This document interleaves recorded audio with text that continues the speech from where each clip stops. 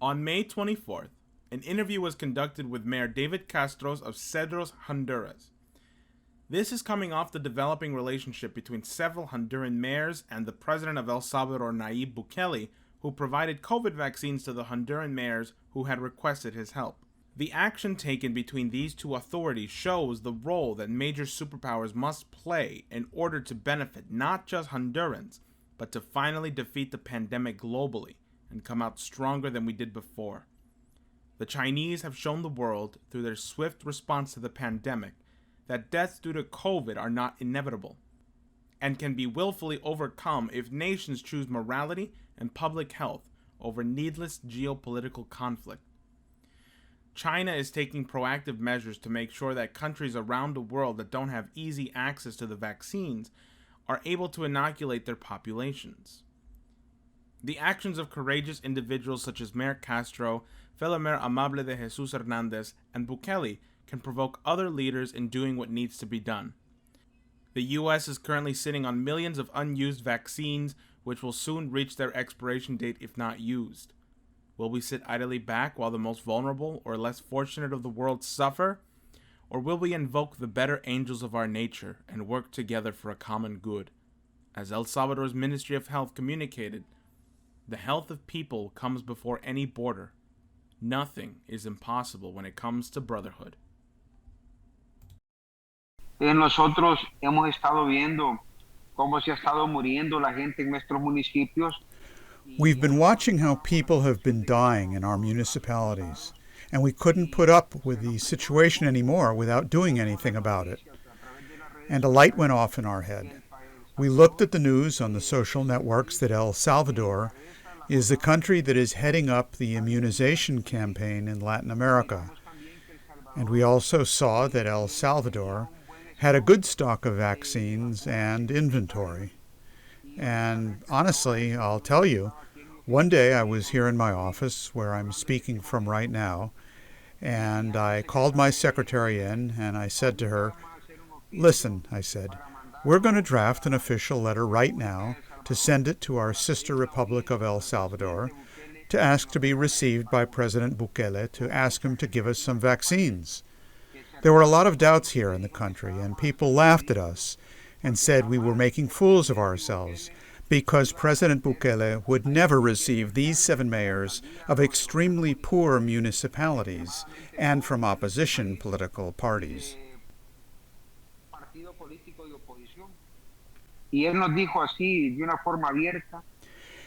And he said to us in a very open way, "Honduran brothers, we Salvadorans aren't going to give you vaccines we need. We aren't going to give you vaccines which are required here. We're going to give you vaccines which are going to help you. And we aren't going to leave our population unvaccinated.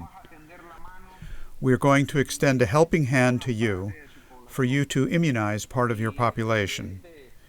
And President Nayib Bukele is a gentleman, a great human being, and a person with great social and humanitarian commitment.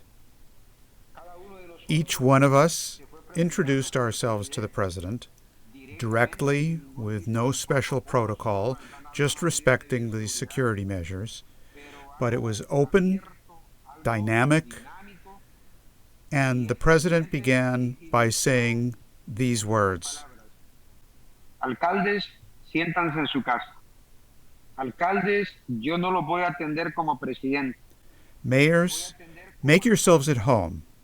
Mayors, I'm not speaking with you as president. I'm going to speak with you as a mayor, because before I was president, I was the mayor of a town that's even smaller than yours. After that, I was mayor of the capital, San Salvador, and now I've been honored by the people of El Salvador with the highest post as president. But I want to talk as friends. Francisco Morazan, Central America's founding father, is buried here in El Salvador. He requested that. I don't know why borders exist. Borders should be imaginary, but there shouldn't be any borders in our hearts. You and I speak the same language. We have the same vision, the same job, which is to serve the people. And therefore, dear mayors, you can rest assured that the people and government of El Salvador are going to help you. Y ahí todos nosotros le dimos las gracias, todos nosotros agradecimos en nombre de nuestros municipios. Then we all thanked him on behalf of our municipalities, and I remember that I told him, Mr. President, El Salvador is saving Honduras. And he liked that phrase a lot. He told me, look, David, he tells me, sometimes we plant trees and we don't know who will enjoy their shade. Today we are planting a tree which is the tree of the Brotherhood of Central America, and hopefully tomorrow that tree will provide shade to all 5 countries and let us put an end to borders.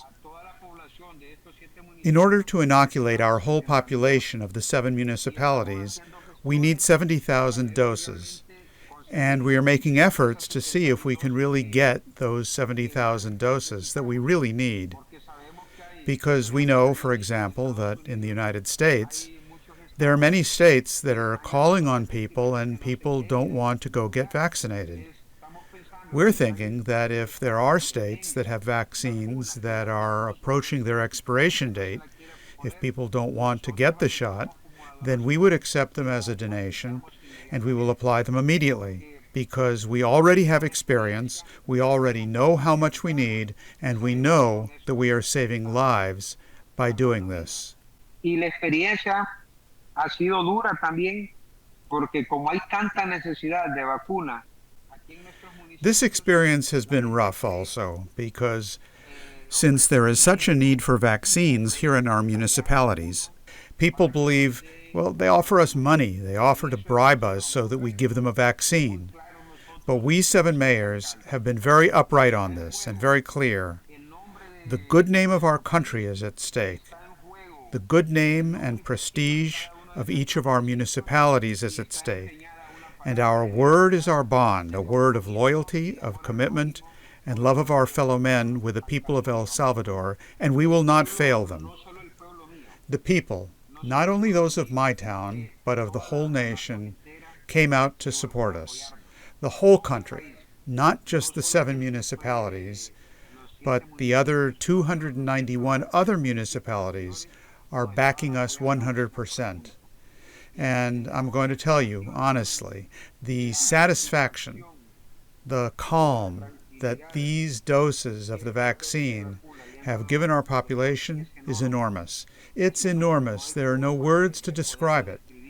And if we 7 mayors had to do it over again 1,001 times, we would do it for the good of our people.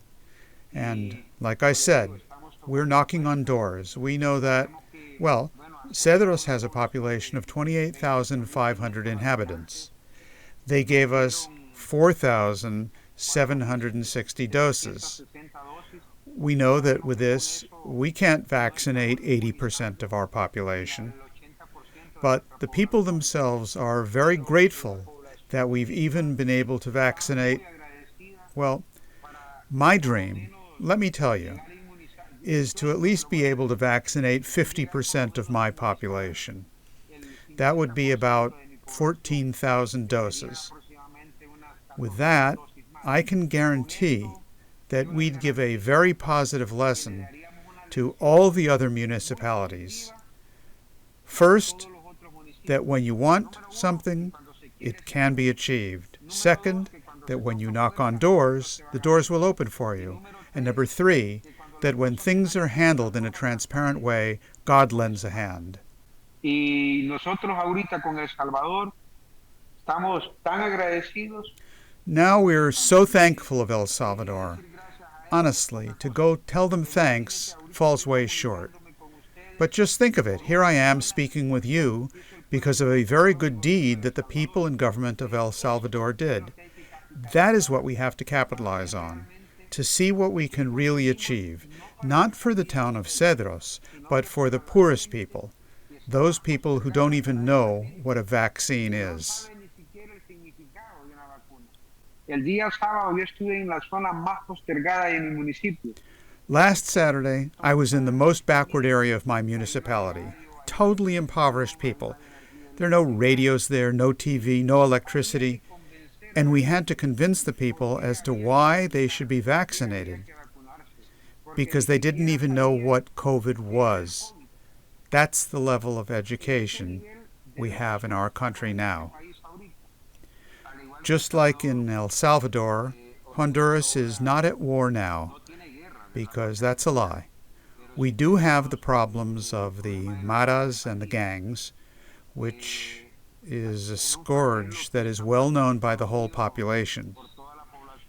Besides that, there is a lot of migration from our country to the countries in the north. Sí hay muchos jóvenes, por ejemplo, la población de jóvenes que nosotros tenemos en There are a lot of youth. For example, the youth population that we have in Cedros municipality is about 7,000 youth, between 15 and 35 years old, which is how we consider it.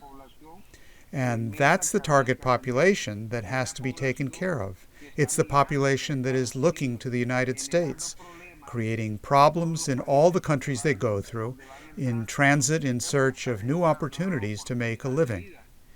If we were to help those people directly in their communities, they would have no need to emigrate, because they could actually do what you mentioned, vaccinate people who need it, repair roads, schools, build hospitals, do all of that. hacer todo eso, eso sería fabuloso. That would be fabulous.